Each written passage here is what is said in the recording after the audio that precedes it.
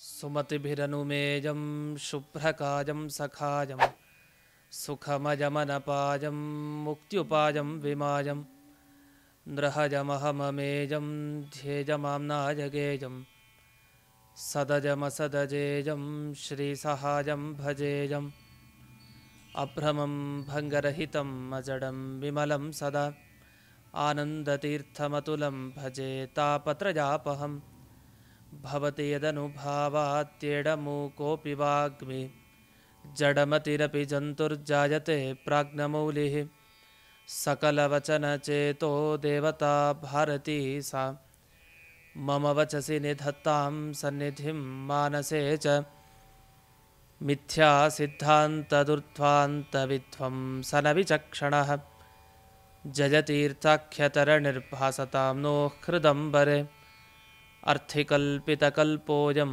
ಪ್ರತ್ಯರ್ಥಿಗಜಕೇಸರಿ ವ್ಯಾಸತೀರ್ಥಗುರುರ್ಭೂಯಾದಸ್ಮದಿಷ್ಟಾರ್ಥಸಿದ್ಧಯೇ ಪೂಜ್ಯಾಯ ರಾಘವೇಂದ್ರಾಯ ಸತ್ಯಧರ್ಮರತಾಯ ಚ ಭಜತಾಂ ಕಲ್ಪವೃಕ್ಷಾಯ ನಮತಾಂ ಕಾಮಧೇನವೇ ತಪಸ್ವಾಧ್ಯಾಯ ಶುಶ್ರೂಷಾ ಕೃಷ್ಣಪೂಜಾರತಂ ಮುನಿಂ ವಿಶ್ವೇಶಮಿಷ್ಟದಂ ವಂದೇ ಪರಿಮ್ರಾಟ್ ಚಕ್ರವರ್ತಿನಂ ಶ್ರೀಗುರುಭ್ಯೋ ನಮಃ ಹರಿ ಓಂ.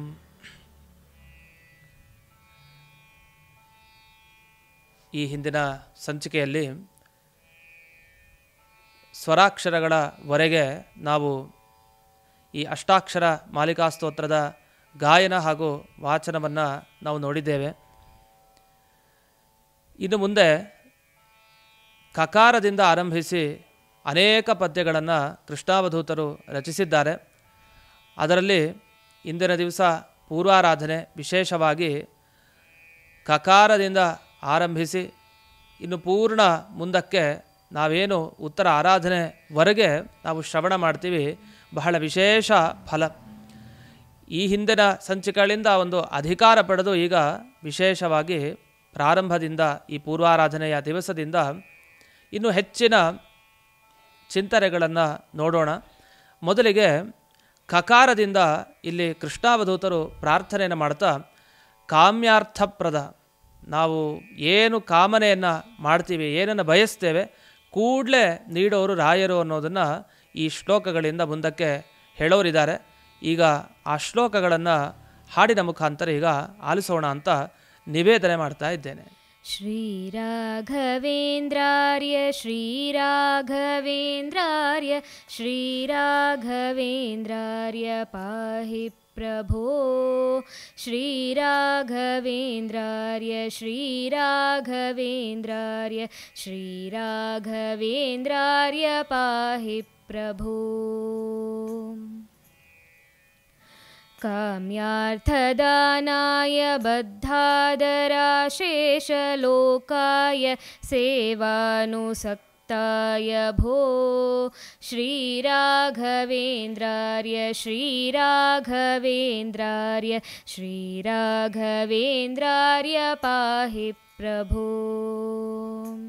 ಖದ್ಯೋತಸಾರೇಷು ಪ್ರತ್ಯರ್ಥಿಸಾರ್ಥೇಷು ಮಧ್ಯಾಹ್ನಮಾರ್ಥಾಂಡ ಬಿಂಬಾಭಭೋ ಶ್ರೀರಾಘವೇಂದ್ರಾರ್ಯ ಶ್ರೀರಾಘವೇಂದ್ರಾರ್ಯ ಶ್ರೀರಾಘವೇಂದ್ರಾರ್ಯ ಪಾಹಿ ಪ್ರಭೋ ಶ್ರೀರಾಘವೇಂದ್ರಾರ್ಯ ಪಾಹಿ ಪ್ರಭೋ. ನಮ್ಮೆಲ್ಲರ ಕಾಮ್ಯಾರ್ಥಗಳನ್ನು ಆ ರಾಯರು ನೀಡಲಿ ಅಂತ ಈಗ ತಾನೇ ಗಾಯನದ ಮುಖಾಂತರ ನಾವು ಚೆನ್ನಾಗಿ ಆಲಿಸಿದ್ದೇವೆ. ಭಗವಂತ, ದೇವತೆಗಳು, ಗುರುಗಳು ಇವರೆಲ್ಲ ಗಾನಕ್ಕೆ ಎಲ್ಲರೂ ಮನಸ್ಸಿಗೆ ಅವರು ನಿಲುಕ್ತಾರೆ. ಎಲ್ಲರೂ ನಾವು ಹಾಡುವಂಥದ್ದನ್ನು ಕೇಳಿ ಅವರು ಆನಂದಪಟ್ಟು ಅನುಗ್ರಹಿಸ್ತಾರೆ. ಎಲ್ಲರಿಗೂ ಶ್ಲೋಕಗಳ ಅರ್ಥಗಳು ಗೊತ್ತಿರಲ್ಲ. ಹಾಗಂತ ರಾಯರು ಅನುಗ್ರಹ ಮಾಡೋದಿಲ್ಲ ಅಂತಿಲ್ಲ. ರಾಯರು ಖಂಡಿತ ಅನುಗ್ರಹ ಮಾಡ್ತಾರೆ. ಶ್ಲೋಕಗಳನ್ನು ಹಾಡಿನ ಮುಖಾಂತರ ಹೇಳ್ತಾ ಹೇಳ್ತಾ ಭಕ್ತಿಯನ್ನು ಸಂಪಾದನೆ ಮಾಡಿ ತನ್ಮೂಲಕ ಬೇಗ ರಾಯರ ಅನುಗ್ರಹಕ್ಕೆ ಪಾತ್ರರಾಗಬಹುದು. ಅದರಲ್ಲಿ ಕಾಮ್ಯಾರ್ಥದಾನಾಯ ಅಂತ ಈ ಶ್ಲೋಕದಲ್ಲಿ ನಮ್ಮ ಕಾಮನೆಗಳ ಅರ್ಥಗಳನ್ನೆಲ್ಲ ದಾನ ನಮಗೆ ನೀಡುತ್ತಾರೆ. ದಾನ ಅಂದರೆ ನಾವು ಇನ್ನೊಬ್ಬರಿಗೆ ದಾನ ಕೊಡಬೇಕಾದ್ರೆ ನಾವೇನು ಮಾಡ್ತೀವಿ? ನಮ್ಮಲ್ಲಿರೋ ಸ್ವತ್ತನ್ನು ಮತ್ತೊಬ್ಬರಿಗೆ ಕೊಡ್ತೀವಿ. ಅದು ಮತ್ತೆ ನಮಗೆ ಅದು ಸಂಬಂಧಪಟ್ಟಿರೋದಿಲ್ಲ. ಇದನ್ನು ದಾನ ಅಂತ ಕರೀತಾರೆ. ಅದೇ ರೀತಿ ಇಲ್ಲೂ ರಾಯರು ನಮಗೆ ನಾವು ಅಂದ್ಕೊಂಡಿದ್ದನ್ನು ದಾನವಾಗಿ ಕೊಡ್ತಾರೆ ಅಂದರೆ ಅದು ನಿನಗೆ ಇನ್ಮೇಲೆ ಅದು ನಿನಗೆ ಸಂಬಂಧಪಟ್ಟಿದ್ದು. ಇನ್ನು ಮುಂದೆ ನನಗೆ ಅದರ ಬಗ್ಗೆ ಜವಾಬ್ದಾರಿ ಇಲ್ಲ. ಇನ್ನು ಮುಂದೆ ನಾನು ಕೊಡೋದೆಲ್ಲ ಅದು ನಿನಗೇನೆ ಅಂತ ಅವರು ಮನಃಪೂರ್ವಕವಾಗಿ ಪೂರ್ತಿ ನಮಗೆ ಕೊಡ್ತಾರೆ. ಇಂಥ ರಾಯರು ಕೊಟ್ಟಂತಹ ವಸ್ತು ಏನಿದೆ ಅದು ಎಂದಿಗೂ ನಾಶ ಹೊಂದಲ್ಲ. ನಾವೇನೋ ಬೇರೆಯವ್ರಿಗೆ ಕೊಡ್ತೀವಿ, ದುಡ್ಡನ್ನು ಕೊಡ್ತೀವಿ, ಕೆಲವ್ರಿಗೆ ಪುಸ್ತಕಗಳನ್ನು ಕೊಡ್ತೀವಿ. ಆ ಕೊಟ್ಟ ವಸ್ತು ಎಷ್ಟು ದಿವಸ ಅವರಿಗೆ ಉಪಯೋಗಕ್ಕೆ ಬರುತ್ತೋ ನಮಗೆ ಗೊತ್ತಿಲ್ಲ. ಒಂದು ದಿವಸ ಅದನ್ನು ಕಳ್ಕೊಂಡು ಬಿಡ್ತಾರೆ ಜನ ಕೊಟ್ಟಿದ್ದನ್ನು. ನಮಗೂ ಭರವಸೆ ಇರೋದಿಲ್ಲ, ನಾವು ಕೊಟ್ಟಿದ್ದು ಹಾಗೆ ಉಳಿಯತ್ತಾ ಅವರಲ್ಲಿ, ಅದು ನಮಗೆ ಗೊತ್ತಿಲ್ಲ. ದೇವರ ಅನುಗ್ರಹದಿಂದ ಅವರ ಬಳಿ ಎಷ್ಟಿರಬೇಕೋ ಅಲ್ಲಿವರೆಗೂ ಇರತ್ತಷ್ಟೇ. ನಮಗೆ ಅಂಥ ಶಕ್ತಿ ಇರೋದಿಲ್ಲ. ನಾವು ಕೊಟ್ಟಿದ್ದನ್ನು ಶಾಶ್ವತವಾಗಿ ಅವ್ರು ಇಟ್ಕೊಳ್ತಾರೆ ಅನ್ನೋ ಭರವಸೆನೂ ನಾವು ಅವ್ರಿಗೆ ಕೊಡಲಿಕ್ಕೆ ಸಾಧ್ಯ ಇಲ್ಲ. ನಮ್ಮ ಕೈಯಿಂದ ಹೋಯ್ತಾ ಅದು ಹೋಯ್ತು ಅಂತ ಅರ್ಥ. ರಾಯರದ್ದು ಹಾಗಲ್ಲ. ರಾಯರು ಯಾವುದನ್ನು ಕೊಡ್ತಾರೆ ಬೇರೆಯವರಿಗೆ ಅವರ ಬಳಿಯೇ ಅದು ಇರಬೇಕು ನಿರಂತರವಾಗಿ, ಅದು ಬೆಳೀತಾನೂ ಹೋಗಬೇಕು. ಆ ರೀತಿಯ ದಿವ್ಯವಾದ ಅನುಗ್ರಹವನ್ನು ಮಾಡ್ತಾರೆ. ಏನಾದರೂ ಅಲ್ಲಿ ಆಚೆ ಈಚೆ ಎಡವಟ್ಟಾಯಿತು ಅಂತಾದರೆ ತಾವೇ ಸರಿ ಮಾಡಲಿಕ್ಕೆ ಅಲ್ಲಿ ಇರ್ತಾರೆ. ಈ ರೀತಿ ರಾಯರು ದಾನ ಕೊಡೋದು ಅಂದರೆ ನಮ್ಮ ಬಯಕೆಗಳನ್ನು ಈಡೇರಿಸೋ ಜೊತೆಗೆ ಅದನ್ನು ಬೆಳೆಸೋದ್ರ ಜೊತೆಗೆ ಹೀಗೆ ಎಲ್ಲದಕ್ಕೂ ಅವರು ಮುಖ್ಯ ಹಿಂದೆ ಇದ್ದು ಅದಕ್ಕೆ ಸಹಕಾರ ಅನುಗ್ರಹವನ್ನು ಅವರು ನೀಡ್ತಾ ಇರ್ತಾರೆ. ಈ ಭಾಗವನ್ನು ಕೇಳಿದಾಗ ನಮಗೆ ಅವರ ಚರಿತ್ರೆ ಒಂದು ನೆನಪಾಗುತ್ತೆ. ಆ ರಾಯರ ಚರಿತ್ರೆಯಲ್ಲಿ ಬರ್ತಾ ಒಂದು ಸಲ ಶ್ರೀಪಾದಂಗಳವರು ತಾವು ಸಂಚಾರ ಮಾಡಲಿಕ್ಕೆ ನಾಸಿಕ್ ಪ್ರದೇಶಕ್ಕೆ ಬರ್ತಾರೆ. ಅಂದರೆ ಈಗಿನ ನಾಸಿಕ್ ಅಂತ ಏನು ಕರಿತೀವಿ ಆ ನಾಸಿಕ್ ಪ್ರದೇಶಕ್ಕೆ ತೆರಳಿದ್ದಾರೆ.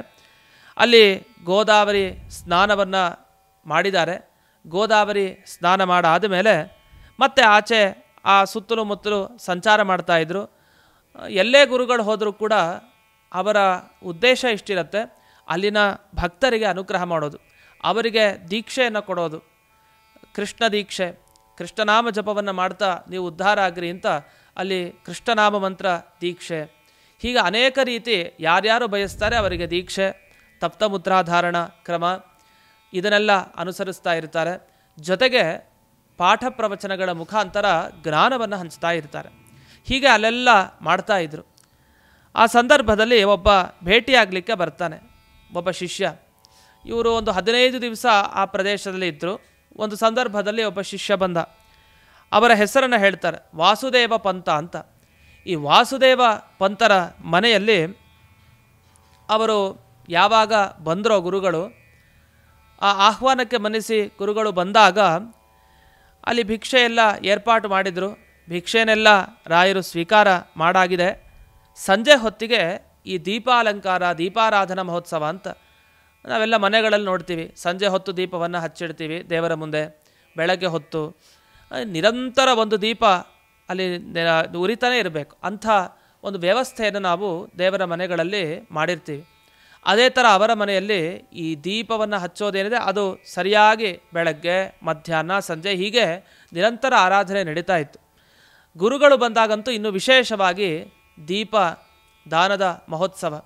ದೀಪ ದಾನ ಆಗ್ತಾ ಇದೆ, ಒಂದು ಕಡೆ ದೀಪವನ್ನು ಹಚ್ಚಿದ್ದಾರೆ, ಬೆಳಗ್ತಾ ಇದ್ದಾರೆ, ಹೀಗೆಲ್ಲ ನಡೀತಾ ಇದೆ. ಆಗ ಅವರು ಗೃಹಸ್ಥರುಗಳು ಯಾರ್ಯಾರಿದ್ದರೂ ಅಲ್ಲಿನ ಮನೆಯಲ್ಲಿ ಅವರೆಲ್ಲ ಬಂದು ಹೇಳ್ತಾರಂತೆ, ನೋಡಿ ಗುರುಗಳೇ, ನೀವು ಸಂಗೀತ ಶಾಸ್ತ್ರದಲ್ಲೂ ಪಾರಂಗತರು, ನಾವು ಕೇವಲ ಶಾಸ್ತ್ರ ಪಾರಂಗತರನ್ನು ನೋಡಿರ್ತೀವಿ ಯತಿಶ್ರೇಷ್ಠರುಗಳಲ್ಲಿ, ಆದರೆ ನಿಮ್ಮಂಥ ಯತಿಗಳು ಸಿಗೋದು ಬಹಳ ಅಪರೂಪ.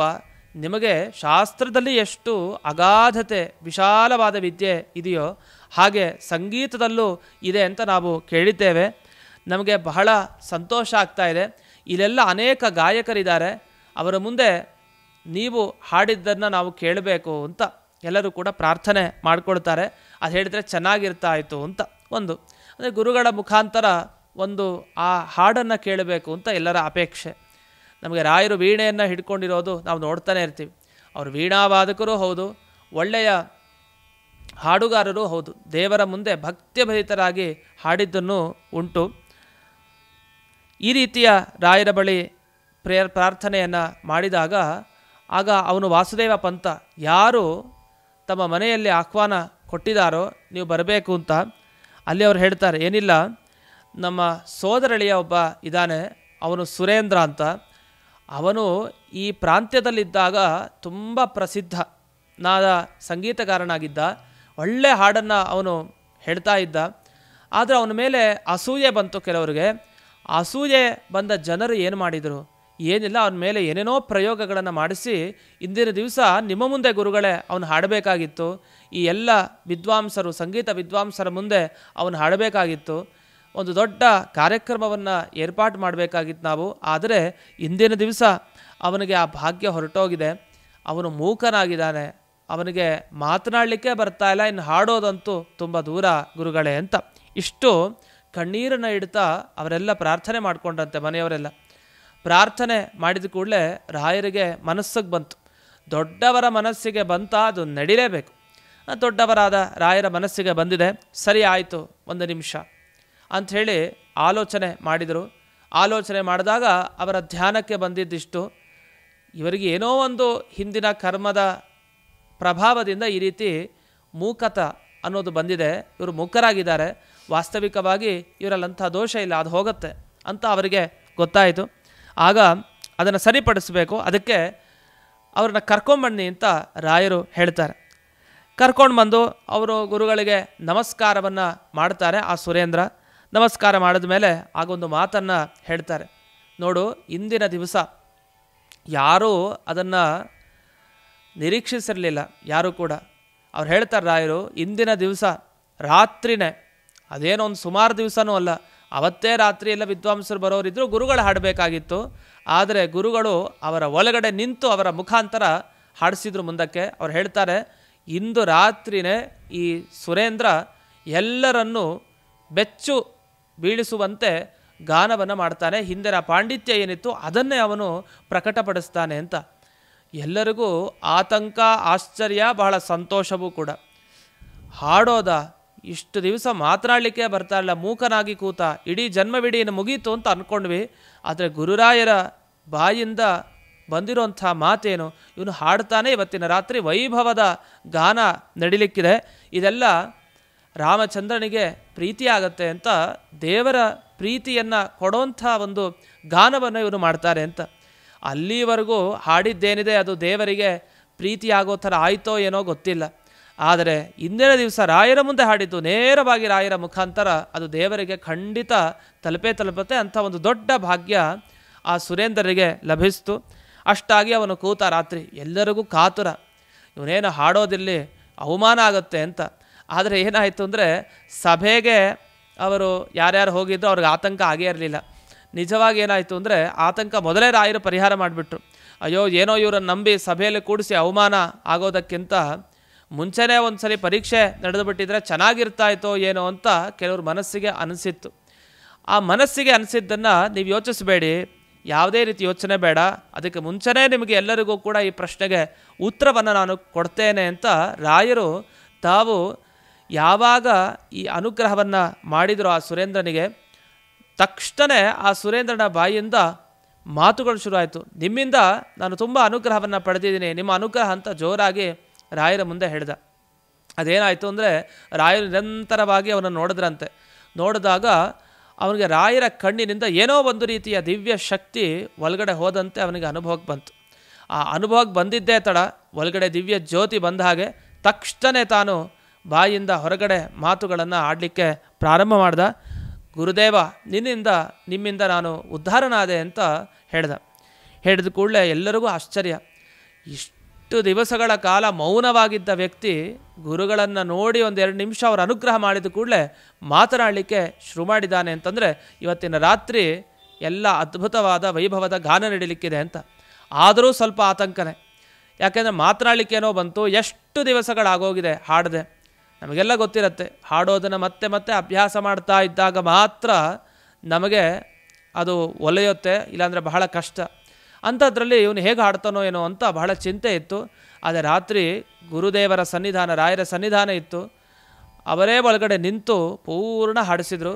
ಎಲ್ಲರಿಗೂ ಹಿಂದೆ ಅವನೇನು ಹಾಡ್ತಾ ಇದ್ದ ಅದಕ್ಕಿಂತ 2 ಪಟ್ಟು ಜಾಸ್ತಿ ಅವನು ಆ ಹಾಡನ್ನು ಚೆನ್ನಾಗಿ ಭಗವಂತನಿಗೆ ಪ್ರೀತಿ ಹೇಗಾಗಬೇಕೋ ಆ ರೀತಿ ಅವನು ಅವತ್ತಿನ ದಿವಸ ಸುರೇಂದ್ರ ಹಾಡಿದ. ಇಷ್ಟೆಲ್ಲ ಏನು ಗುರುಗಳು ತಾವು ಮಹಿಮೆಯನ್ನು ತೋರಿಸಿದ್ರು, ಇದನ್ನು ನೋಡಿದಾಗ ನಮಗೆ ಗೊತ್ತಾಗುತ್ತೆ. ಕಾಮ್ಯಾರ್ಥ ದಾನಾಯ ಬದ್ಧ ಆದರ ಅಶೇಷ ಲೋಕಾಯ ಸೇವಾನುಸಕ್ತಾಯ.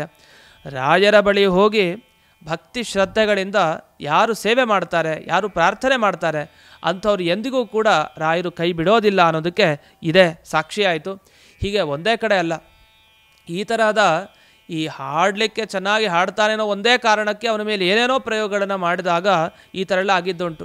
ಎಷ್ಟೋ ಬಾರಿ ವಿದ್ವಾಂಸರು ಮಾತನಾಡಬೇಕಾದರೂ ಎಷ್ಟೋ ಕಡೆ ಬೇರೆ ಬೇರೆಯವರೆಲ್ಲ ಅವರ ಮೇಲೇ ಪ್ರಯೋಗ ಮಾಡಿ ಮಾತನಾಡಲಿಕ್ಕೆ ಆಗದೇ ಇರೋ ಥರ ಮೂಕತನವನ್ನು ಮಾಡಿದ್ದೂ ಉಂಟು.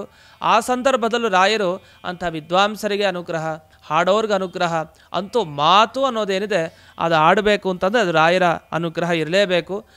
ಅದಕ್ಕೆ ಗುರುಗಳು ಅಂತಂದರೆ ರಾಯರು ಅಂತ. ನಿಜವಾಗಿ ಗುರುಗಳು ನಾವು ಬೃಹಸ್ಪತ್ಯಾಚಾರ್ಯರನ್ನ ನೆನಪಿಸ್ಕೊಳ್ತೀವಿ. ಆ ಬೃಹಸ್ಪತ್ಯಾಚಾರ್ಯರ ಅನುಗ್ರಹ ಏನಿದೆ ಅದು ನಮಗೆ ಈ ಗುರುಗಳಾದ ರಾಯರ ಮುಖಾಂತರ ನಮಗೆ ಸಿಗತ್ತೆ. ಅಂಥ ರಾಯರನ್ನೇ ಮುಂದಿನ ಪದ್ಯಗಳಲ್ಲಿ ಖದ್ಯೋತ ಸಾರೇಶು, ಖದ್ಯೋತ ಸಾರ ಅಂತ ಹೇಳ್ತಾರೆ. ಅಂದರೆ ಖದ್ಯೋತ ಸಾರ ಅಂದರೆ, ಖದ್ಯೋತ ಅಂದರೆ ಏನು? ಖದ್ಯೋತ ಅಂದರೆ ಮಿಂಚಿನ ಹುಳ ಅಂತ ಅರ್ಥ. ಮಿಂಚಿನ ಹುಳ, ಅದರ ಬೆಳಕು ನಮಗೇನಾದ್ರು ಉಪಯೋಗಕ್ಕೆ ಬರುತ್ತಾ? ಅದೇನಿಲ್ಲ. ಅದ್ರ ಬೆಳಕು ಇಟ್ಕೊಂಡಿರುತ್ತೆ, ಆದರೆ ಬೇರೆಯವ್ರಿಗೆ ಏನು ಉಪಯೋಗ ಇಲ್ಲ. ಹಾಗೆ ವಾದಕ್ಕೆ ಬಂದವರೆಲ್ಲ ಜ್ಞಾನ ಇತ್ತು, ತೀರ ಜ್ಞಾನ ಇಲ್ಲ ಅಂತಿಲ್ಲ, ಆದರೆ ಅದೆಲ್ಲ ಈ ಮಿಂಚು ಹುಳದಂತೆ ಅಷ್ಟೇ, ಅದು ಚಿಕ್ಕ ಬೆಳಕು ಅಷ್ಟೇ, ಚಿಕ್ಕ ವಿದ್ಯೆಯನ್ನು ಪಡೆದಿದ್ರಷ್ಟೇ. ಇಂಥ ಇವರಿಗೆ ಮಾಧ್ಯಾಹ್ನ ಮಾರ್ತಾಂಡ ಬಿಂಬಾಭೋ ಅಂತ, ಮಧ್ಯಾಹ್ನ ಕಾಲದ ಸೂರ್ಯ ಹೇಗೆ ಫಳಫಳ ಹೊಳಿತಾ ಇರ್ತಾನೆ, ಅವನ ಮುಂದೆ ಮಿಂಚಿನ ಹುಳಗಳ ಕಾಂತಿ ಎಷ್ಟು ಕಡಿಮೆ ಇರುತ್ತೋ ಹಾಗೆ ರಾಯರು ಬಂದಾಗಲೆಲ್ಲ ಇವರೆಲ್ಲ ಮಿಂಚಿನ ಹುಳದ ಥರ ಆಗಿದ್ರು, ಅವರ ಕಾಂತಿ ಎಲ್ಲ ಕಡಿಮೆ ಅಂತ ಇಷ್ಟು ವರ್ಣನೆ ಮಾಡ್ತಾ, ಯಾರಿಗೇ ಆಗಲಿ, ಅದು ಪಂಡಿತರಿಗಾಗಲಿ ಪಾಮರರಿಗಾಗಲಿ ಮತ್ತೊಬ್ಬರಿಗಾಗಲಿ ರಾಯರು ಮಾಡಿದ ದಿವ್ಯ ಅನುಗ್ರಹ ಅದು ತುಂಬ ಅವರ್ಣನೀಯವಾದದ್ದು ಅಂತ ಕೃಷ್ಣಾವಧೂತರು ಇಲ್ಲಿವರೆಗೆ ಹೇಳಿ, ಶ್ರೀ ರಾಘವೇಂದ್ರಾರ್ಯ ಪಾಹಿಪ್ರಭೋ ಅಂತ ರಕ್ಷಣೆ ಮಾಡಿ ಅಂತ ಇಲ್ಲಿಯವರೆಗೆ ಪ್ರಾರ್ಥನೆ ಮಾಡಿದ್ದಾರೆ. ಇಲ್ಲಿಗೆ ಕ ಅನ್ನೋದರಿಂದ ಕಾಮ್ಯಾರ್ಥದಾಯಕರಾದ ರಾಯರನ್ನು ಪ್ರಾರ್ಥನೆ ಮಾಡಿ, ಖ ಅನ್ನೋದರಿಂದ ಖದ್ಯೋತ ಸಾರರಾದ ಪ್ರತಿವಾದಿಗಳ ನಿಗ್ರಹವನ್ನು ಮಾಡೋರು ರಾಯರು ಅಂತ ವರ್ಣಿಸಿದ್ದಾರೆ. ಇನ್ನು ಮುಂದೆ ಗ ಅನ್ನೋ ಭಾಗ ಅಕ್ಷರದಿಂದ ವರ್ಣಿಸ್ತಾ ಹೋಗ್ತಾರೆ. ಮುಂದೆ ಘ, ಹೀಗೆ ಗ ಮತ್ತು ಘ ಇಂದ ರಾಯರ ವರ್ಣನೆಯನ್ನು ಹೇಗೆ ಮಾಡ್ತಾರೆ ಅನ್ನೋದನ್ನು ಮುಂದಿನ ಪದ್ಯಗಳಲ್ಲಿ ನಾವು ಈಗ ಗಮನಿಸೋಣ. ಈಗ ಗಾಯನವನ್ನು ನಾವು ಆಲಿಸೋಣ ಅಂತ ನಿವೇದನೆ ಮಾಡ್ತಾ ಇದ್ದೇನೆ. ಮೂಖರಾಗಿರುವವರಿಗೂ ಶ್ರೀ ರಾಘವೇಂದ್ರ ಸ್ವಾಮಿಗಳ ಅನುಗ್ರಹದಿಂದ ಸಂಗೀತ ಜ್ಞಾನ ಪ್ರಾಪ್ತಿಯಾಯಿತು. ಅದೇ ಥರ ಕಲಿಯುಗ ಕಲ್ಪತರು ಕಾಮಧೇನುವಾಗಿ ಶ್ರೀ ರಾಘವೇಂದ್ರ ಸ್ವಾಮಿಗಳು ಇದ್ದಾರೆ ಅಂತ ಅತಿ ಸುಂದರವಾಗಿ ಆಚಾರ್ಯರು ತಿಳಿಸಿಕೊಟ್ಟಿದ್ದಾರೆ. ಅವರಿಗೆ ನಮನಗಳನ್ನು ತಿಳಿಸುತ್ತಾ ಮುಂದಿನ ಪದ್ಯಗಳನ್ನು ಶ್ರವಣ ಮಾಡೋಣ. ಶ್ರೀರಾಘವೇಂದ್ರಾರ್ಯ ಶ್ರೀರಾಘವೇಂದ್ರಾರ್ಯ ಶ್ರೀರಾಘವೇಂದ್ರಾರ್ಯ ಪಾಹಿ ಪ್ರಭೋ ಶ್ರೀರಾಘವೇಂದ್ರಾರ್ಯ ಶ್ರೀರಾಘವೇಂದ್ರಾರ್ಯ ಶ್ರೀರಾಘವೇಂದ್ರಾರ್ಯ ಪಾಹಿ ಪ್ರಭೋ. गर्विष्ठगर्वाम्भुशोषार्यमात्युग्रनम्राम्भुधैर्यामिनीनाथ भो श्रीराघवेन्द्रार्य श्रीराघवेन्द्रार्य श्रीराघवेन्द्रार्य पाहि प्रभो.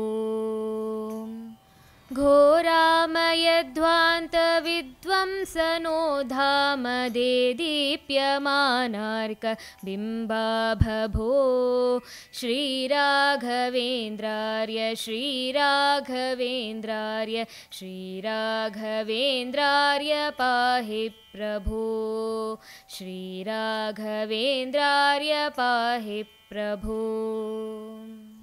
ನಮ್ಮ ಈ ಎರಡು ಪದ್ಯಗಳೇನಿದೆ ಇದು ನಮ್ಮೆಲ್ಲರ ಗರ್ಭವನ್ನು ಪರಿಹಾರ ಮಾಡೋದು, ಜೊತೆಗೆ ನಮಗೆ ಘೋರವಾಗಿರತಕ್ಕಂತಹ ರೋಗಗಳು ಎಲ್ಲ ಪರಿಹಾರ ಆಗಲಿಕ್ಕೆ ಘ ಇಂದ ಪದ್ಯಗಳನ್ನು ಈಗ ತಾನೇ ಸುಂದರವಾಗಿ ಹೇಳಿದ್ದನ್ನು ನಾವು ಕೇಳಿದ್ವಿ. ಈ ಪದ್ಯಗಳನ್ನೆಲ್ಲ ನಾವು ಕಂಠಪಾಠ ಮಾಡಿಕೊಳ್ಬೇಕು, ಅಷ್ಟು ಚೆನ್ನಾಗಿರೋವಂಥ ಪದ್ಯಗಳು. ಇವತ್ತಿನ ದಿವಸ ಎಲ್ಲ ನಾವು ರೋಗಗಳಿಂದ ಬಳಲ್ತಾ ಇದ್ದೇವೆ. ರಾಯರು ಅನುಗ್ರಹ ಮಾಡಬೇಕು. ಅದು ಯಾವ ಯಾವ ರೋಗ ಅಂತ ಪ್ರಾರ್ಥನೆ ಮಾಡೋಣ. ಒಬ್ಬೊಬ್ಬರಿಗೆ ಒಂದೊಂದು ರೋಗಗಳು. ಅದಕ್ಕೆ ಘೋರಾಮಯ ಯಾವುದ್ಯಾವುದಿದೆಯೋ ಎಲ್ಲ ರೋಗಗಳಿಂದ ರಾಯರೇ ನಮ್ಮನ್ನು ಕಾಪಾಡಿ ಅಂತ ಪ್ರಾರ್ಥನೆಯನ್ನು ಮಾಡಿದ್ದಿದೆ. ಗರ್ವಿಷ್ಠ ಜೊತೆಗೆ ನಾವೆಲ್ಲ ಈ ರೋಗಗಳನ್ನು ಮಾಡಬೇಕು ಅಂದರೆ ಒಂದು ಕಾರಣ ಬೇಕು. ಅದಕ್ಕೇನು ಕಾರಣ? ನಮಗೆ ಎಲ್ಲ ನಮ್ಮದೇ, ನಾವೇನು ಬೇಕಾದರೂ ಮಾಡಿದರೆ ನಡೆಯುತ್ತೆ ಅನ್ನುವ ಒಂದು ಭಾವನೆ ಇರುತ್ತೆ. ಆ ಭಾವನೆಯಿಂದ ಎಲ್ಲ ಪಾಪಗಳನ್ನು ಮಾಡಿರ್ತೇವೆ. ಅದರ ಫಲವಾಗಿ ರೋಗಗಳನ್ನು ಪಡೆದಿರ್ತೀವಿ. ಆದ್ದರಿಂದ ರೋಗಗಳಿಗೆ ಮುಖ್ಯ ಕಾರಣ ಏನು? ಪಾಪಗಳು. ಆ ಪಾಪ ಮಾಡಲಿಕ್ಕೆ ಮುಖ್ಯ ಕಾರಣ ಏನು? ಗರ್ವ. ಹಾಗಾದರೆ ಗರ್ವ ಎಲ್ಲ ಹೋಯಿತು ಅಂತ ಆದರೆ ಅದರಿಂದ ಮುಂದೆ ಆಗುವ ಪಾಪಗಳು, ಅದರಿಂದ ಬರುವ ರೋಗಗಳು ಇದೆಲ್ಲ ಪರಿಹಾರ ಆಗುತ್ತೆ. ಈ ದೃಷ್ಟಿಯಲ್ಲಿ 2 ಪದ್ಯಗಳು ಹೊರಟಿವೆ. ಗರ್ವಾಂಬು ಶೋಷಾರ್ಯ ಮಾತ್ಯುಗ್ರ ನಮ್ರಾಂಬುಧೇರ್ ಯಾಮಿನೀನಾಥ ಭೋಹೋ ಅಂತ ಹೇಳ್ತಾರೆ. ಅಂದರೆ ಈ ನೀರನ್ನು ಒಣಗಿಸ್ಬೇಕು. ಅಂಬು ಅಂದರೆ ನೀರನ್ನು ಒಣಗಿಸ್ಬೇಕು. ಯಾವುದು ಒಣಗಿಸ್ಲಿಕ್ಕೆ ಸಾಧ್ಯ? ತುಂಬ ಬಿಸಿಲು ಆಯಿತು ಅಂದರೆ ನೀರಿಗೆ ಹೌಹಾಕಾರ, ನಾವು ನೀರೇ ಸಿಗ್ತಾ ಇರಲ್ಲ. ಯಾಕೆ? ಪ್ರಖರ ಸೂರ್ಯ ಬಂದಾಗ ಅದರ ಕಿರಣಗಳಿಂದ ನೀರೆಲ್ಲ ಖಾಲಿ ಹೋಗುತ್ತೆ.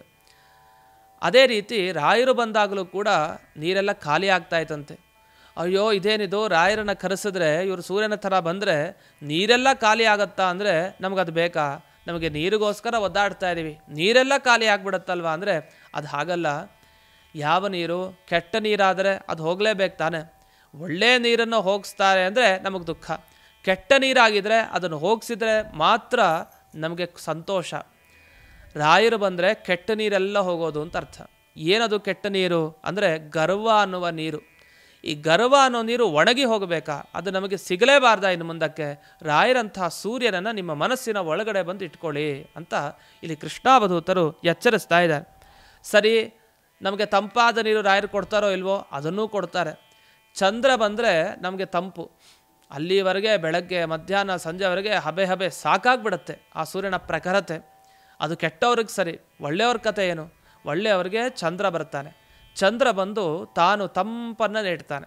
ಹಾಗೆ ರಾಯರು ಒಳ್ಳೆಯ ಸಾತ್ವಿಕರಿಗೆ ತಂಪನ್ನು ನೀಡ್ತಾರೆ. ತಮ್ಮ ಮಾತುಗಳ ಮುಖಾಂತರ, ತಮ್ಮ ಮಂತ್ರಾಕ್ಷತೆ ಅನುಗ್ರಹಗಳ ಮುಖಾಂತರ ತಂಪನ್ನು ನೀಡ್ತಾರೆ. ಈ ಕಡೆ ತಂಪಾದ ನೀರನ್ನು ಕೊಡ್ತಾರೆ. ಇನ್ನು ಯಾವ ನೀರು ಕೆಟ್ಟದ್ದೋ ಅದನ್ನು ಒಣಗಿಸಿ ಬಿಡ್ತಾರೆ. ಅದು ಇಲ್ಲದೇ ಇರೋ ಹಾಗೆ ಮಾಡ್ತಾರೆ. ಇಂಥ ರಾಯರು ನಮಗೆ ಸೂರ್ಯರೂ ಹೌದು, ಚಂದ್ರನೂ ಹೌದು ಅಂತ ಈ ಮೊದಲನೇ ಪದ್ಯದಲ್ಲಿ, ಗರ್ವಿಷ್ಠ ಅನ್ನುವ ಪದ್ಯದಲ್ಲಿ ವಿವರಣೆ ಮಾಡಿದ್ದಾರೆ. ಇನ್ನು ಮುಂದಕ್ಕೆ ಹೋಗ್ತಾ, ಘೋರಾಮಯಧ್ವಾಂತ ವಿಧ್ವಂಸನೋದ್ಧಾಮ ದೇದೀಪ್ಯಮಾನಾರ್ಕ ಬಿಂಬಾಭಭೋ. ಘೋರಾಮಯ, ಎಂಥೆಂಥ ರೋಗಗಳು ಅಂದರೆ ಘೋರ ಅಂತ ಹಾಕ್ಬಿಟ್ರಷ್ಟೇ, ಅದು ವರ್ಣನೆ ಮಾಡಲಿಕ್ಕೆ ಸಾಧ್ಯ ಇಲ್ಲ. ಅಂಥಂಥ ಘೋರವಾದ ರೋಗಗಳು. ಅದೆಲ್ಲ ಹೇಗಿದೆ ಅಂದರೆ ಕತ್ತಲೆ. ಮನುಷ್ಯರಿಗೆ ಹಾಗೆ ಕತ್ತಲೆ ಹೊರಗಡೆ ಬೇಕಾಗಿಲ್ಲ, ಬೆಳಕಿದ್ರೂ ಕತ್ತಲೆ ಇರ್ತೀವಿ ನಾವು. ಯಾಕೆ? ರೋಗ ರೋಗ ರೋಗ. ಆ ರೋಗ ಇದ್ದರೆ ನಿಮಗೇನು ವಿಚಾರ ಮಾಡಲಿಕ್ಕಾಗಲ್ಲ. ಒಂದು ಕಡೆ ಮಲ್ಕೊಂಡಿರೋದು, ಓಡಾಡ್ತಾ ಇದ್ರೂ ರೋಗ. ಅಂದರೆ ಯಾವಾಗಲೂ ಔಷಧಿ ಬಗ್ಗೆನೇ ಚಿಂತೆ. ಯಾವಾಗ ನಾವು ಅದನ್ನು ತೊಗೊಳ್ತೀವಿ, ಟೈಮ್ ಹೊರಟೋಯ್ತಾ ಇಲ್ವಾ, ಸರಿಯಾದ ಟೈಮ್ ತೊಗೊಂಡ್ವಾ ಇಲ್ವಾ, ಬರೀ ಇದೇ ಚಿಂತೆ. ಆದ್ದರಿಂದ ಸರಿಯಾದ ಆ ಔಷಧಿಗಳ ಚಿಂತೆಯಲ್ಲೇ ನಾವು ಮುಳುಗ್ಬಿಟ್ಟಿರ್ತೀವಿ ಹೊರತು ದೇವರ ಬಗ್ಗೆ ಮುಳುಗಲಿಕ್ಕೆ ಸಾಧ್ಯ ಇಲ್ಲ. ಯಾವಾಗ ದೇವರಲ್ಲಿ ಮುಳುಗಿಲ್ವೋ ಆಗ ಕತ್ತಲೆಯಲ್ಲಿದ್ದೀವಿ ಅಂತ ಅರ್ಥ. ಇಂಥ ಕತ್ತಲೆ ಹೋಗಬೇಕು ಅಂತ ಅಂದರೆ ನಾವು ಏನು ಮಾಡಬೇಕು? ಅದಕ್ಕೊಂದು ಸೂರ್ಯ ನಾವು ತರಿಸ್ಕೊಳ್ಳೇಬೇಕು. ನಮ್ಮ ಮನಸ್ಸಿಗೆ, ನಮ್ಮ ಮನೆಗಳಿಗೆ ಎಲ್ಲ ತರಿಸ್ಕೊಳ್ಳೇಬೇಕು. ಅದು ಯಾವ ಸೂರ್ಯ? ಅದೇ ಅರ್ಕ ಬಿಂಬ ಅಭಭೋ. ಇಲ್ಲಿ ಆ ಸೂರ್ಯನ ಪ್ರತಿಬಿಂಬ ಅಂತ ಹೇಳಲ್ಲ ರಾಯರನ್ನ, ಆ ಸೂರ್ಯ ಬಿಂಬನೇ ಕೆಳಗೆ ಬಂದಿದೆ ಅಂತ ನಾವೆಲ್ಲ ಹೇಳೋದಿದೆ. ಆ ಸೂರ್ಯನ ಥರನೇ ಇದ್ದಾರೆ ನೋಡಿ, ಇವರು ನೋಡಲಿಕ್ಕೆ ಎಷ್ಟು ಫಳಫಳ ಹೊಳಿತಾ ಇದ್ದಾರೆ ಅಂತ. ಆದರೆ ಇಲ್ಲಿ ಆ ಸೂರ್ಯನೇ ಒಂದು ರೂಪವನ್ನು ಧರಿಸ್ಕೊಂಡು ರಾಯರಾಗಿ ಬಂದಿದ್ದಾರೆ ಅಂತ ಕಾಣ್ತಾ ಇದೆ.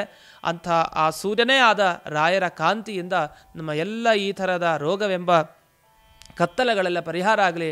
ಶ್ರೀ ರಾಘವೇಂದ್ರ ಆರ್ಯ ಪಾಹಿ ಪ್ರಭೋ, ನಮ್ಮನ್ನು ರಕ್ಷಣೆ ಮಾಡಿ ಅಂತ ಕೃಷ್ಣಾವಧೂತರು ಭಕ್ತಿಯಿಂದ ಇಲ್ಲಿ ಪ್ರಾರ್ಥನೆ ಮಾಡಿದ್ದಾರೆ.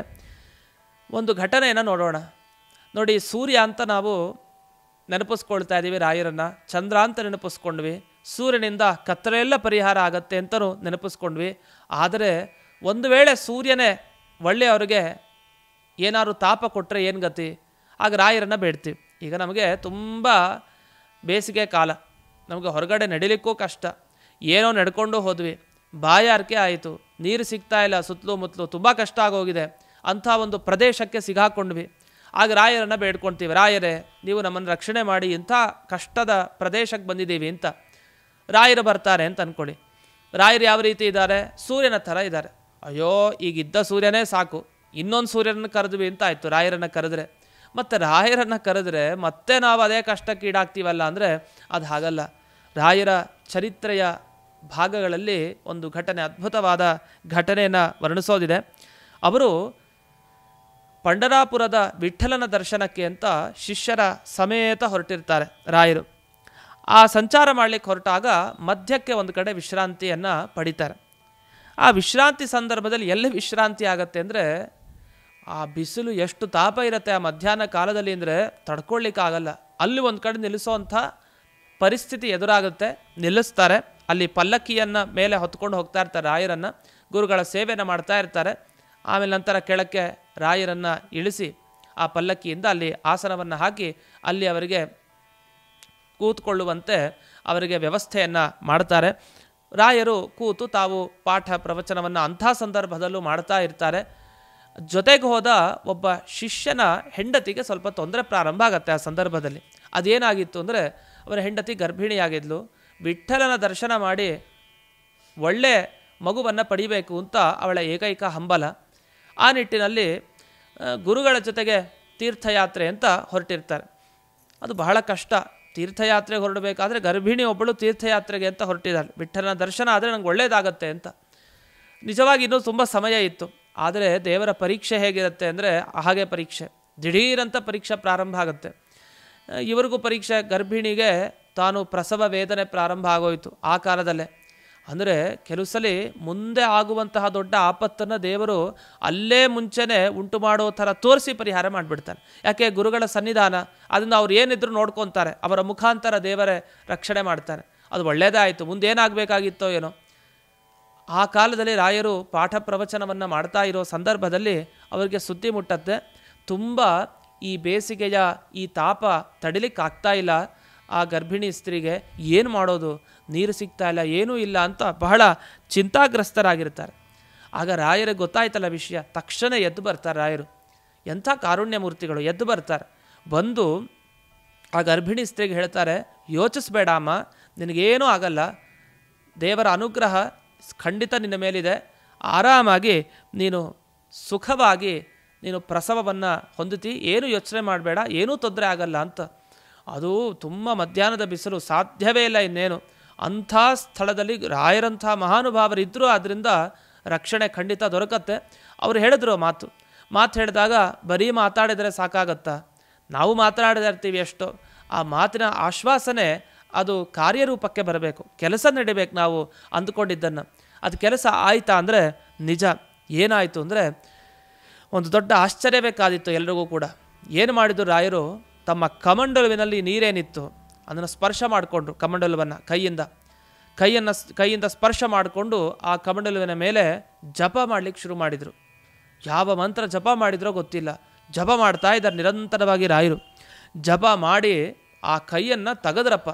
ತೆಗೆದ ಕೂಡಲೇ ಗಂಗಾ ಪ್ರವಾಹ ದಡ ದಡ ದಡ ಆ ಕಮಂಡಲುವಿಂದ ನೀರು ಹೊರಗೆ ಧಾರಾಕಾರವಾಗಿ ಬರ್ತಾ ಇದೆ.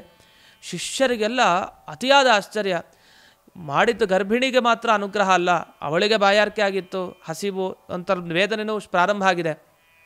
ಆದರೆ ಅಲ್ಲಿ ಇದ್ದವ್ರು ಎಲ್ರಿಗೂ ಕೂಡ ಇದೇ ಪರಿಸ್ಥಿತಿ. ಏನು? ಬಾಯಾರಿಕೆ ಸಿಕ್ಕಾಬಟ್ಟೆ. ಧಾರಾಕಾರವಾಗಿ ಹೊರಗಡೆ ಆ ಕಮಂಡಲುವಿಂದ ನೀರು ಹರಿತಾ ಇದೆ. ಆ ಹರಿದದನ್ನು ನೋಡಿ ಎಲ್ಲರೂ ಕೂಡ ಹಬ್ಬ, ರಾಯರ ಮಹಿಮೆ ಎಷ್ಟು, ಇನ್ನೂ ಎಷ್ಟೊತ್ತು ನಡಿಬೇಕು, ನಾವ್ಯಾರು ಬದುಕ್ತಾನೆ ಇರಲಿಲ್ಲ ಅಂತ ಅನ್ನಿಸ್ತು. ಆದರೆ ಗುರುಗಳ ಸನ್ನಿಧಾನದಲ್ಲಿದ್ದೀವಿ, ಎಂದಿಗೂ ಯಾವುದೇ ವಿಘ್ನ ನಮಗೆ ಬರೋದಿಲ್ಲ. ಆ ನೀರುಗಳೆಲ್ಲ ಏನು ಬರಲಿಕ್ಕೆ ಪ್ರಾರಂಭ ಆಯಿತು ಧಾರಾಕಾರವಾಗಿ. ಅದನ್ನು ಹಿಡಿಲಿಕ್ಕೆ ಅಂತ ದೊಡ್ಡ ದೊಡ್ಡ ಪಾತ್ರೆಗಳು ಏನೇನು ತೊಗೊಂಬಂದಿದ್ರು ಇವರು, ಅದನ್ನೆಲ್ಲ ಇಟ್ಟರು. ಎಲ್ಲ ಪಾತ್ರೆಗಳಲ್ಲಿ ನೀರು ತುಂಬ್ತಾನೇ ಇದೆ. ಪೂರ್ಣ ತುಂಬಿ ತುಳುಕಾಡ್ತು. ಆಮೇಲೆ ಸಹಜವಾಗಿ ಅದು ಶಾಂತ ಆಯಿತು. ಮತ್ತೆ ರಾಯರು ಆ ಕಮಂಡಲುವಿನ ಮೇಲೆ ತಮ್ಮ ಕೈಯನ್ನು ಸ್ಪರ್ಶ ಮಾಡಿದರು. ದಿಢೀರಂತ ನಿಲ್ತು. ಆ ಸದ್ಯಕ್ಕೆ ತಕ್ಷಣ ರಾಯರು ಆ ಗರ್ಭಿಣಿ ಸ್ತ್ರೀಗೆ ಯಾವ ರೀತಿ ವ್ಯವಸ್ಥೆ ಬೇಕೋ ಆ ರೀತಿ ವ್ಯವಸ್ಥೆಯನ್ನು ಅವರಿಗೆ ಮಾಡಿದರು. ನೀರನ್ನು ಕೊಟ್ಟರು.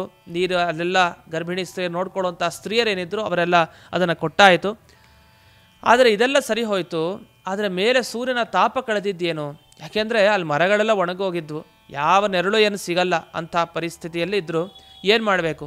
ತಮ್ಮ ಕಾವಿ ಶಾಟಿ, ಸ್ವತಃ ತಾವು ಹೊತ್ತುಕೊಂಡ ಕಾವಿ ಶಾಟಿಯನ್ನು ಮೇಲಕ್ಕೆ ಹೀಗೆ ಎಸಿತಾರೆ. ಮೇಲಕ್ಕೆ ಯಾವಾಗ ಅವರು ಹಾಕಿದರೋ ತಕ್ಷಣ ಆ ಗರ್ಭಿಣಿ ಸ್ತ್ರೀಯ ಮೇಲೆ ಆ ಸೂರ್ಯನ ಪ್ರಭಾವ ಬೀರದೇ ಇರೋ ರೀತಿ ಅದು ರಕ್ಷಣೆ ಕೊಡ್ತು, ನೆರಳಾಯಿತು ಅಂತ. ಗುರುರಾಯರ ಕಾವಿ ಶಾಟಿ ಏನಿದೆ, ಆ ಮೇಲೆ ಹೊದಿಕೆ ಏನು ಹೊದ್ಕೊಂಡಿದ್ರು ಅದನ್ನು ಹಾಕಿದಾಗ ಅದು ನೆರಳಿನ ರೂಪದಲ್ಲಿ ಆ ಗರ್ಭಿಣಿ ಸ್ತ್ರೀಗೆ ಅನುಗ್ರಹವನ್ನು ಮಾಡ್ತು. ಅದು ಎಷ್ಟಾಯಿತು ಅಂದರೆ ದೊಡ್ಡದಾಗ ಆ ಕಾವಿ ಶಾಟಿ ಬೆಳೀತಾ ಹೋಯ್ತಂತೆ. ಬರೀ ಗರ್ಭಿಣಿಗಲ್ಲ, ಅಲ್ಲಿದ್ದವ್ರಿಗೆಲ್ಲ ಅಯ್ಯೋ ಇವಳಿಗೊಬ್ಳಿಗೆ ಅನುಗ್ರಹ ಆಯಿತು, ನಮ್ಮ ಕಥೆ ಏನು ಅಂತ ಬೇರೆಯವ್ರು ಯೋಚಿಸೋ ಹಾಗಿಲ್ಲ. ಪ್ರಾರ್ಥನೆ ಮಾಡಿದಾಗ ಅಂಥ ವ್ಯಕ್ತಿಗಳಿಗೂ ಅನುಗ್ರಹ ಮಾಡಿದ್ದುಂಟು. ಆದರೆ ಕಷ್ಟ ಅಂತ ಬೇರೆಯವ್ರು ನೋಡಿಕೊಂಡಾಗ ಅವರಿಗೂ ರಾಯರು ಸ್ವತಃ ಅವರು ಕೇಳದೇನೆ ಅನುಗ್ರಹ ಮಾಡಿದ್ದೂ ಉಂಟು. ವ್ಯಾಪಕವಾಗಿ ಅದು ಬೆಳೀತಾ ಹೋಯ್ತಂತೆ ಆ ಕಾವಿಶಾಟಿ. ಆಗ ಎಲ್ಲ ಸ್ತ್ರೀಯರು ಸುಖವಾಗಿ ಅವರು ಇದ್ದು, ಆ ಪ್ರಸವ ವೇದನೆಯನ್ನು ಬಂದಿತ್ತು, ಆ ಪ್ರಸವ ವೇದನೆಯನ್ನು ತಡ್ಕೊಳ್ತಾ ಅವಳು ಆಗ ಕೊನೆಗೆ ಆ ಗರ್ಭವನ್ನು ಏನು ಧರಿಸಿದ್ಲೋ ಅದರಿಂದ ಕೊನೆಗೆ ಶಿಶು ಹೊರಗೆ ಬಂತು. ಗಂಡು ಮಗುವಾಗಿ ಎಲ್ಲರಿಗೂ ಕೂಡ ದರ್ಶನ ಆಯಿತು. ಆ ಗಂಡು ಮಗುವನ್ನು ನೋಡಿ ಬಹಳ ಸಂತೋಷ ಆಯಿತು. ಆ ಗರ್ಭಿಣಿ ಕಣ್ಣೀರನ್ನು ಹಾಕ್ತಾಳೆ. ರಾಯರ ಅನುಗ್ರಹದಿಂದ ನನಗೆ ಇಂಥ ಭಾಗ್ಯ ಇಲ್ಲಾಂದರೆ ಸಾಧ್ಯವೇ ಇಲ್ಲ. ರಾಯರ ಅನುಗ್ರಹದಿಂದಾಗಿ ಈ ಬಿಸಿಲಿನ ಈ ತಾಪದಲ್ಲಿ ನನಗೆ ಎಲ್ಲಿ ನೀರು ಸಿಗಬೇಕು, ಎಲ್ಲಿ ಆಶ್ರಯ ಸಿಗಬೇಕು, ಅವರು ಕೊಟ್ಟ ಅನುಗ್ರಹ ಅಂತ ದಡ ಮತ್ತೆ ಹೋಗ್ತಾರೆ ಎಲ್ಲರೂ ರಾಯರ ಬಳಿ. ಅಲ್ಲಿ ರಾಯರು ಮತ್ತೆ ಅಲ್ಲಿ ಪಾಠ ಪ್ರವಚನ ನಿರಂತರ ಇಲ್ಲಿ ಮಾಡಿ ತಕ್ಷಣ ವ್ಯವಸ್ಥೆ ಪಾಠ ಪ್ರವಚನ ಮಾಡ್ತಾ ಇರ್ತಾರೆ ಅವರು. ತಕ್ಷಣ ಇವರೆಲ್ಲ ಹೋಗಿ ನಿಮ್ಮ ಕಾರುಣ್ಯ ಎಷ್ಟು, ನಾವು ನಿಮ್ಮ ಜೊತೆಗೆ ತೀರ್ಥಯಾತ್ರೆಗೆ ಅಂತ ಬಂದ್ವಿ, ಅದಕ್ಕೆ ನಾವು ಉಳಿದ್ವಿ, ಇಲ್ಲಾಂದರೆ ಕಷ್ಟ ಆಗ್ತಾಯಿತ್ತು ಅಂತ. ದೊಡ್ಡವ್ರ ಜೊತೆ ತೀರ್ಥಯಾತ್ರೆ ಮಾಡಬೇಕಾದ್ರೆ ಅವರ ಜಪ, ಅವರ ಸಿದ್ಧಿ, ಅದರ ಪ್ರಭಾವದಿಂದ ನಮಗೆ ಯಾವುದೇ ವಿಘ್ನ ನಮಗಾಗೋದಿಲ್ಲ. ಅದಕ್ಕೋಸ್ಕರ ನಮ್ಮ ಜೀವನದಲ್ಲಿ ನಿರಂತರ ನಾವು ಯಾವುದೇ ಕೆಲಸಕ್ಕೆ ತೊಡೆದರೂ ಕೂಡ ನಾವು ಗುರುಗಳ ನಾಮವನ್ನು ನೆನಪಿಸ್ಕೊಳ್ತಾ, ಗುರುಗಳ ಹಾಡನ್ನು ನೆನಪಿಸ್ಕೊಳ್ತಾ ಸಾಕ್ತಾ ಇದ್ದರೆ ಜೀವನದುದ್ದಕ್ಕೂ ಯಾವುದೇ ವಿಘ್ನ ಇಲ್ಲದೆ ಆಯಾಯ ಸಂದರ್ಭದಲ್ಲಿ ಅವರು ಯಾವುದೋ ಒಂದು ರೀತಿಯಲ್ಲಿ ನಮಗೆ ಅನುಗ್ರಹವನ್ನು ಮಾಡ್ತಾ ಮುಂದಕ್ಕೆ ಸಾಗಿಸ್ತಾರೆ. ಇಂಥ ಸುಂದರವಾದ ಈ ಘಟನೆಯನ್ನು ನೆನಪಿಸಿಕೊಡುವಂಥ ಪದ್ಯಗಳು ಈ ಘಕಾರದ ಹಾಗೂ ಗಕಾರದ ಪದ್ಯಗಳು ಅಂತ ಹೇಳ್ತಾ ಮುಂದಕ್ಕೆ ಞಕಾರದ ಪದ್ಯ ಅಂದರೆ ಕ ಖ ಗ ಘ ಞ ಞ ಅನ್ನೋದ್ರಿಂದ ಸಂಸ್ಕೃತದಲ್ಲಿ ಪದಗಳೇ ಸಿಗೋದು ಬಹಳ ಕಷ್ಟ. ಅದರಲ್ಲಿ ಒಂದು ಪದವನ್ನು ಹಾಕ್ತಾರೆ. ಏನು ಪದ ಹಾಕ್ತಾರೆ ಕೃಷ್ಣಾವಧೂತರು? ಬಹಳ ರೋಚಕವಾದ ಪದ. ಈ ಪದ ಜೊತೆಗೆ ಮುಂದೆ ಚಂಡೀಶ ಚಕಾರದಿಂದ ಹೇಳ್ತಾರೆ. ಹೀಗೆ ಕವರ್ಗದ ಅಕ್ಷರಗಳನ್ನೆಲ್ಲ ನಾವು ಮುಕ್ತಾಯ ಮಾಡಿ ಮುಂದೆ ಚವರ್ಗದ ತನಕ ಹೋಗೋರಿದ್ದೇವೆ. ಆ ಎರಡು ಪದ್ಯಗಳನ್ನು ಈಗ ಮುಂದಕ್ಕೆ ನಾವು ಆಲಿಸೋಣ ಅಂತ ನಿವೇದನೆ ಮಾಡ್ತಾ ಇದ್ದೇನೆ.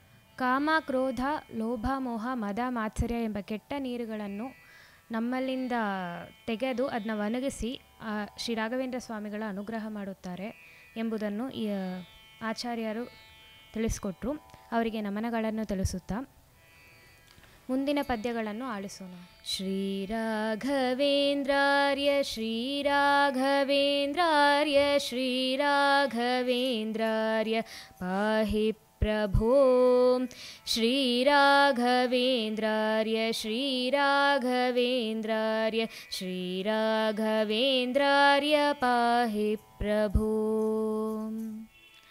ಞಣತ್ಕಾರದಂಡಾಂಕ ಕಾಷಾಯ ವಸ್ತ್ರಾಂಕ ಕೌಪೀನ ಪೀನಾಂಕ ಹಂಸಾಂಕ ಭೋ ಶ್ರೀರಾಘವೇಂದ್ರಾರ್ಯ ಶ್ರೀರಾಘವೇಂದ್ರಾರ್ಯ ಶ್ರೀರಾಘವೇಂದ್ರಾರ್ಯ ಪಾಹಿ ಪ್ರಭೋ ಚಂಡೀಶ ಕಾಂಡೇಶ ಪಾಖಂಡವಾಕಾಂಡ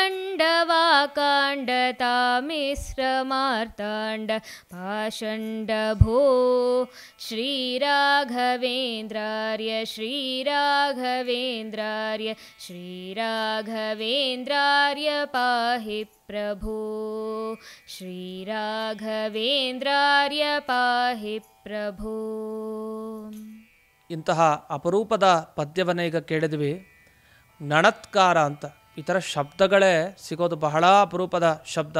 ಅದನ್ನು ಕೃಷ್ಣಾವಧೂತರು ನಮಗೆ ರಾಯರನ್ನು ನೆನಪಿಸಿಕೊಡುವಂಥ ಒಂದು ಶಬ್ದವನ್ನು ಹಾಕಿದ್ದಾರೆ, ಞಣತ್ಕಾರ ಅಂತ. ಞಣತ್ಕಾರ ಅಂದರೆ ಶಬ್ದ ಮಾಡ್ತಾ ಇದೆ, ಏನೋ ಒಂದು ಶಬ್ದ. ಈಗ ಮರದಿಂದ ಹಣ್ಣು ಕೆಳಗೆ ಬೀಳುತ್ತೆ, ಬಿದ್ದಾಗ ಒಂದೊಂದು ರೀತಿ ಶಬ್ದ, ಪಟ್ ಅಂತ ಒಂದು ಶಬ್ದ ನಮಗನ್ನಿಸೋದು. ಹಾಗೆ ಞಣತ್ಕಾರ, ಏನು ಞಣತ್ಕಾರ ಅಂದ್ರೇನು?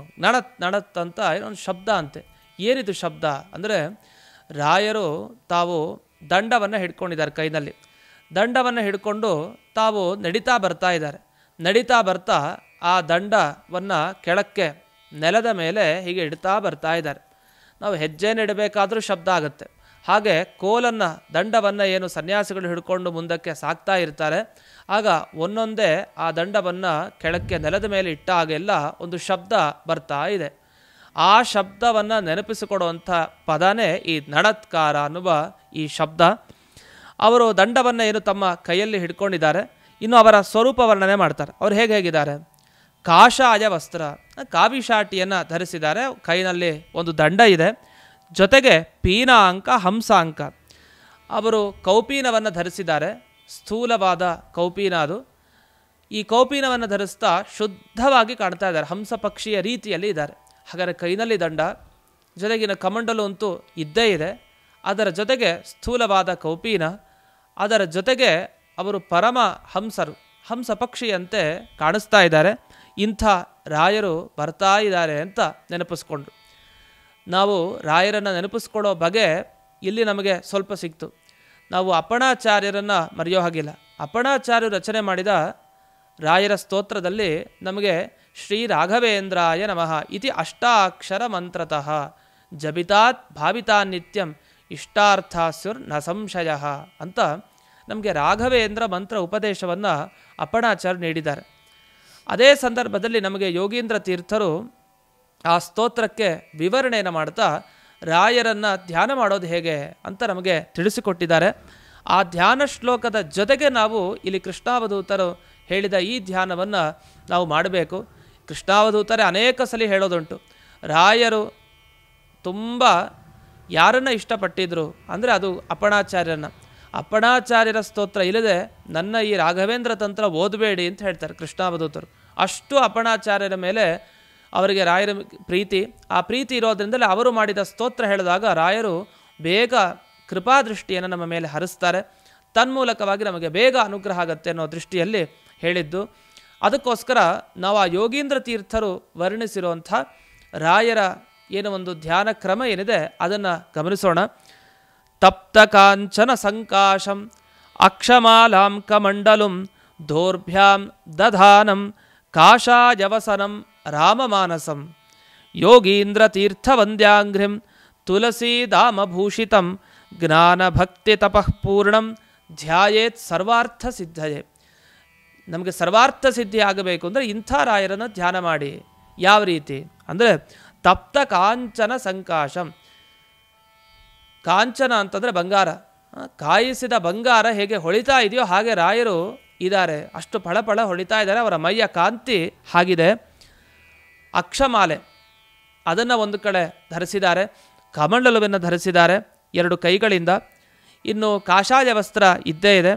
ಅವರ ಮನಸ್ಸು ರಾಮನಲ್ಲಿ ಮುಳುಗಿದೆ. ಅವರ ಮನಸ್ಸು ನಮ್ಮ ಥರ ಧ್ಯಾನ ಮಾಡಬೇಕಾದ್ರೆ ಕಣ್ಣು ಬಿಟ್ಟು ಅಲ್ಲ, ಕಣ್ಣು ಮುಚ್ಚಿಕೊಂಡು ಅವರು ಧ್ಯಾನ ಮಾಡ್ತಾ ರಾಮನಲ್ಲಿ ಮುಳುಗಿದ್ದಾರೆ. ಇನ್ನು ಯೋಗೀಂದ್ರ ತೀರ್ಥರು ಅವರ ಬಳಿಯೇ ಇದ್ದು ನಮಸ್ಕಾರ ಮಾಡ್ತಾ ಇದ್ದಾರೆ. ತುಳಸಿ ಹಾರ ಅವರ ಕೊರಳಲ್ಲಿ ಕಾಣ್ತಾ ಇದೆ. ಅದು ಪೂರ್ತಿ ಯಾವ ರೀತಿ ರಾಯರ ದೇಹ ಕಾಣ್ತಾ ಇದೆ ಅಂದರೆ ಜ್ಞಾನ ಭಕ್ತಿ ತಪಸ್ಸು 3 ಸೇರಿಕೊಂಡು ಅದು ರಾಯರಾಗಿ ಕಾಣ್ತಾ ಇದೆ. ಅವರು ನೋಡಿದ್ರೆ ಜ್ಞಾನ ನೆನಪಾಗಬೇಕು, ಭಕ್ತಿ ನೆನಪಾಗಬೇಕು, ತಪಸ್ಸು ನೆನಪಾಗಬೇಕು. 3 ನೆನಪಿಸಿಕೊಡುವಂಥ ಈ ರಾಯರ ಸುಂದರವಾದ ಚಿತ್ರಣವನ್ನು ನಮಗೆ ಯೋಗೀಂದ್ರ ತೀರ್ಥರು ಹೇಳಿಕೊಡ್ತಾರೆ. ಅದನ್ನು ಯೋಚಿಸ್ತಾ ನಾವು ಶ್ರೀ ರಾಘವೇಂದ್ರಾಯ ನಮಃ ಅನ್ನುವ ಅಷ್ಟಾಕ್ಷರ ಮಂತ್ರವನ್ನು ಹೇಳ್ತಾ ಹಾಗೆ ಕೃಷ್ಣಾವಧೂತರು ವರ್ಣಿಸಿದ್ದನ್ನು ನೆನಪಿಸ್ಕೊಂಡು ಮಾರ್ತಾಂಡ ಸೂರ್ಯನ ಥರ ರಾಯರು, ಹಾಗಾಗಿಯೇ ಕಾಯಿಸಿದ ಬಂಗಾರದಂತೆ ಅವರು ಹೊಳಿತಾ ಇರೋದನ್ನು ಗಮನಿಸ್ಕೊಳ್ಬಹುದು. ಹೀಗೆ ಕೌಪೀನ ಪೀನಾಂಕ ಹಂಸಾಂಕ ಭೋ ಅಂತ ರಾಯರ ವರ್ಣನೆಯನ್ನು ಕೃಷ್ಣಾವಧೂತರು ಮಾಡ್ತಾ ಮುಂದಿನ ಪದ್ಯದಲ್ಲಿ ಚಂಡೀಶ ಕಾಂಡೇಶ ಪಾಖಂಡ ವಾಕ್ಕಾಂಡ ತಾಮಿಸ್ರ ಮಾರ್ತಾಂಡ ಪಾಷಂಡಭೋ ಅಂತ ಇಲ್ಲಿ ಚಂಡೀಶ ಕಾಂಡೇಶ ಅಂತ ಪ್ರಾರಂಭವನ್ನು ಮಾಡಿದ್ದಾರೆ. ಚಂಡೀಶ ಅಂದ್ರೇನು, ಕಾಂಡೇಶ, ಪಾಖಂಡ, ವಾಕ್ಕಾಂಡ, ತಾಮಿಸ್ರ, ಮಾರ್ತಾಂಡ, ಪಾಷಂಡ ಎಲ್ಲ ಶಬ್ದಗಳು ತುಂಬ ಸೊಗಸಾಗಿದೆ. ಅರ್ಥ ಮಾಡ್ಕೊಳ್ಳೋದು ಬಹಳ ಕಷ್ಟ, ಅಷ್ಟು ಕಠಿಣವಾದ ಶಬ್ದ ಅನಿಸುತ್ತೆ. ಆದರೆ ಕೇಳಿದಾಗ ತುಂಬ ಸಂತೋಷನೂ ಆಗುತ್ತೆ, ತುಂಬ ಸುಲಭ. ಚಂಡೀಶ ಅಂದ್ರೇನು? ಚಂಡಿ ಅಂತಂದರೆ ಕೆಲವು ರುದ್ರದೇವರ ಗಣಗಳು, ಆ ಗಣಗಳಿಗೆಲ್ಲ ಚಂಡಿ ಅಂತ ಕರೀತಾರೆ. ಯಾಕೆ ಅದು ಚಂಡಿ ಅಂದರೆ ಯಾವಾಗಲೂ ಶಬ್ದಗಳನ್ನು ಮಾಡ್ತಾ ಇರ್ತವೆ ಅವುಗಳು. ರಾಕ್ಷಸ ಗಣಗಳ ರೀತಿಯಲ್ಲಿ ಶಬ್ದಗಳು ಯಾರ ಮೇಲೆ, ಯಾರು ದುಷ್ಟರೋ ಅವ್ರ ಮೇಲೆ ಪ್ರಹಾರ ಮಾಡಲಿಕ್ಕೆ ಅಂತ ಆಯುಧಗಳನ್ನ ಇಟ್ಕೊಂಡು ಶಬ್ದ ಜೋರಾಗಿ, ಅಂಥ ಗಣಗಳಿಗೆ ಚಂಡಿ ಅಂತ ಕರೀತಾರೆ. ಆ ಗಣಗಳಿಗೆ ಈಶ ಸ್ವಾಮಿ ಯಾರು? ರುದ್ರದೇವರು. ಆ ರುದ್ರದೇವರನ್ನು ಸರ್ವೋತ್ತಮ ಅಂತ ಹೇಳುವಂತಹ ಕೆಲವರಿದ್ದಾರೆ. ಅಂದರೆ ರುದ್ರದೇವರಿಗನ್ನ ಮೇಲಕ್ಕೆ ಎತ್ತಿ ದೇವರಿಗೆ ವಿಷ್ಣುವನ್ನು ಅವಮಾನ ಮಾಡುವಂಥವ್ರು. ಇಂತಹ ಕೆಲವರು ಏನಿದ್ದಾರೆ ಅವರನ್ನು ರಾಯರು ತಾವು ಒಳ್ಳೆಯ ಮಾತುಗಳಿಂದ ನೋಡಿ, ಶಾಸ್ತ್ರಗಳಲ್ಲಿ ಹೀಗಿದೆ ವಿಚಾರ ಮಾಡಿ, ರುದ್ರದೇವರ ಸ್ಥಾನಮಾನ ಏನು, ಭಗವಂತನ ಸ್ಥಾನಮಾನ ಏನು, ರುದ್ರದೇವರು ತಮ್ಮ ತಲೆಯ ಮೇಲೆ ಗಂಗೆಯನ್ನು ಧರಿಸಿದ್ದಾರೆ. ಗಂಗೆ ಯಾರಿಂದ ಬಂದಿದ್ದು? ಭಗವಂತನ ಪಾದದಿಂದ ಬಂದಿದ್ದು. ಅಂಥ ಗಂಗೆಯನ್ನು ರುದ್ರದೇವರು ತಮ್ಮ ತಲೆಯ ಮೇಲೆ ಇಟ್ಕೊಂಡಿದ್ದಾರೆ ಅಂತಂದರೆ ರುದ್ರದೇವರು ಆ ವಿಷ್ಣು ಪಾದೋದಕವನ್ನು ತಲೆಯಲ್ಲಿ ಧರಿಸಿದ್ದಾರೆ ಅಂದರೆ ವಿಷ್ಣುವಿನ ದಾಸರು ರುದ್ರದೇವರು ಅಂತ ಅರ್ಥ. ಆದ್ದರಿಂದ ವಿಷ್ಣುವಿಗೆ ಅವಮಾನ ಮಾಡಿದರೆ ಅದು ರುದ್ರದೇವರಿಗೂ ಇಷ್ಟ ಆಗೋದಿಲ್ಲ ಅಂತ ಒಳ್ಳೆಯ ರೀತಿಯ ಮಾತುಗಳನ್ನು ಆಡ್ತಾ ಕಾಂಡೇಶ ಪಾಷಂಡ ವಾಕ್ಕಾಂಡ ತಾಮಿಸ್ರ ಪಾಖಂಡ ಅಂತ ಇಷ್ಟು ಶಬ್ದಗಳು. ಮತ್ತೆ ಕಠಿಣ. ಕಾಂಡೇಶ ಅಂದರೆ ಕೆಟ್ಟ ಕರ್ಮಗಳನ್ನು ಕಾಂಡ ಅಂತ ಕರೀತಾರೆ. ಆ ಕರ್ಮಕಾಂಡ ಅಂತೆಲ್ಲ ನಾವು ಹೇಳ್ತಾ ಇರ್ತೀವಿ. ಕೆಟ್ಟ ಕರ್ಮಗಳು ಅದನ್ನು ಯಾರ್ಯಾರು ಮಾಡಬೇಕು ಅಂತ ಇದ್ದಾರೋ ಅಂಥವರೆಲ್ಲ ದೊಡ್ಡ ಉತ್ಕೃಷ್ಟರು, ಅವರು ಕಾಂಡೇಶರು. ಯಾರ್ಯಾರು? ಪಾಷಂಡವಾದಿಗಳು ಅಂತ. ಪಾಷಂಡ ಅಂದರೆ ವೇದ ಎಲ್ಲ ಸುಳ್ಳು, ದೇವರಿಲ್ಲ, ಗುರುಗಳಿಲ್ಲ, ಇವರು ಯಾರು ಸತ್ಯ ಅಲ್ಲ, ಯಾವುದೇ ಪುಣ್ಯ ಪಾಪ ಇಲ್ಲ, ಹೀಗೆಲ್ಲ ಒಪ್ಪುವಂಥ ಜನರಿದ್ದಾರೆ. ಅವರ ವಾಕ್ಕಾಂಡ, ಅವರ ಮಾತುಗಳ ಕಾಂಡ ಗುಂಪನ್ನು ಇವರು ತಾಮಿಸ್ರ ಪಾಖಂಡ, ಇವರು ಅದನ್ನೆಲ್ಲ ನಿವಾರಿಸಿದರು. ಹೇಗೆ ಸೂರ್ಯ ಬಂದು ಕತ್ತಲೆಯನ್ನು ಪರಿಹಾರ ಮಾಡ್ತಾನೋ ಹಾಗೆ ಇವರೆಲ್ಲ ಅಂಥ ಈ ಕತ್ತಲೆಯನ್ನು ನಿವಾರಿಸಿ ನಮಗೆ ಅನುಗ್ರಹವನ್ನು ಮಾಡಿದ್ದಾರೆ. ಆದ್ದರಿಂದ ಇದು ದೊಡ್ಡ ಅನುಗ್ರಹ. ಇಲ್ಲಾಂದರೆ ನಾವು ಅಜ್ಞಾನ ಕೂಪದಲ್ಲೇ, ಅಜ್ಞಾನ ಬಾವಿಯಲ್ಲೇ ಬಿದ್ದು ಎಷ್ಟು ದಿವಸ ಇರಬೇಕು. ಅದರಿಂದ ಉದ್ಧಾರ ಬಹಳ ಕಷ್ಟ. ಅದನ್ನೆಲ್ಲ ಇವರು ಸೂರ್ಯನ ರೀತಿಯಲ್ಲಿ ಬಂದು ಪುನಃ ರಾಯರು ನಮ್ಮೆಲ್ಲರನ್ನು ಅನುಗ್ರಹಿಸಿದ್ದಾರೆ. ಇಂಥ ರಾಯರೇ ಎಂದೆಂದಿಗೂ ನಮಗೆ ಸೂರ್ಯನ ರೀತಿಯಲ್ಲಿ ಇದ್ದು ನಮ್ಮನ್ನು ಅನುಗ್ರಹಿಸ್ತಾ ಇರಿ ಅಂತ ಈ ಪದ್ಯಗಳಲ್ಲಿ ಕೃಷ್ಣಾವಧೂತರು ಪ್ರಾರ್ಥನೆಯನ್ನು ಮಾಡುತ್ತಾ, ಇನ್ನು ಮುಂದಕ್ಕೆ ಇನ್ನೂ ಹಲವು ಪದ್ಯಗಳು ಇದೆ. ಛಕಾರದಿಂದ ಪ್ರಾರಂಭಿಸಿ ನಾವು ಮುಂದೆ ಇನ್ನು ಅನೇಕ ಪದ್ಯಗಳನ್ನು ನೋಡಲಿಕ್ಕೆ ಇದ್ದೇವೆ. ಆ ಎಲ್ಲ ಪದ್ಯಗಳ ಅನುಸಂಧಾನವನ್ನು ಇನ್ನು ಮುಂದಿನ ಸಂಚಿಕೆಗಳಲ್ಲಿ ನಾವು ನೋಡೋಣ ಅಂತ ಹೇಳ್ತಾ, ಇಂದಿನ ಉಪನ್ಯಾಸವನ್ನು ಭಗವಂತನ ಪಾದ ಕಮಲಗಳಲ್ಲಿ ಅರ್ಪಣೆಯನ್ನು ಮಾಡ್ತಾ, ವಿಶೇಷವಾಗಿ ಈ ಸಂಚಿಕೆಯ ಪ್ರಾಯೋಜಕತ್ವವನ್ನು ವಹಿಸಿದವರು ಶ್ರೀನಿಧಿ ಮತ್ತು ಕುಟುಂಬ, ಗಿರಿನಗರ, ಬೆಂಗಳೂರು. ಇವರಿಗೆ ವಿಶೇಷವಾಗಿ ರಾಯರ ಅನುಗ್ರಹವನ್ನು ಈ ಪೂರ್ವಾರಾಧನೆಯ ಸುಸಂದರ್ಭದಲ್ಲಿ ರಾಯರ ಬಳಿ ಪ್ರಾರ್ಥನೆಯನ್ನು ಮಾಡ್ತಾ, ಅವರ ಮನೆಯಲ್ಲಿ ಇನ್ನೂ ವಿಶೇಷವಾದ ಅಭಿವೃದ್ಧಿ ರಾಯರಿಂದ, ಅವರ ಅನುಗ್ರಹದಿಂದ ನಡೀಲಿ ಅಂತ ಈ ಸಂದರ್ಭದಲ್ಲಿ ಪ್ರಾರ್ಥನೆಯನ್ನು ಮಾಡ್ತಾ, ಈ ಎರಡು ಮಾತುಗಳನ್ನು ಅಸ್ಮದ್ ಗುರುವಂತರ್ಗತ, ವ್ಯಾಸತೀರ್ಥ ಗುರುವಂತರ್ಗತ, ಭಾರತೀರಮಣ ಮುಖ್ಯ ಪ್ರಾಣಾಂತರ್ಗತ ಶ್ರೀಮನ್ಮೂಲ ಗೋಪಾಲಕೃಷ್ಣನಿಗೆ ಅರ್ಪಣೆ ಮಾಡ್ತಾ ಇದ್ದೇವೆ. ಶ್ರೀಕೃಷ್ಣಾರ್ಪಣಮಸ್ತು.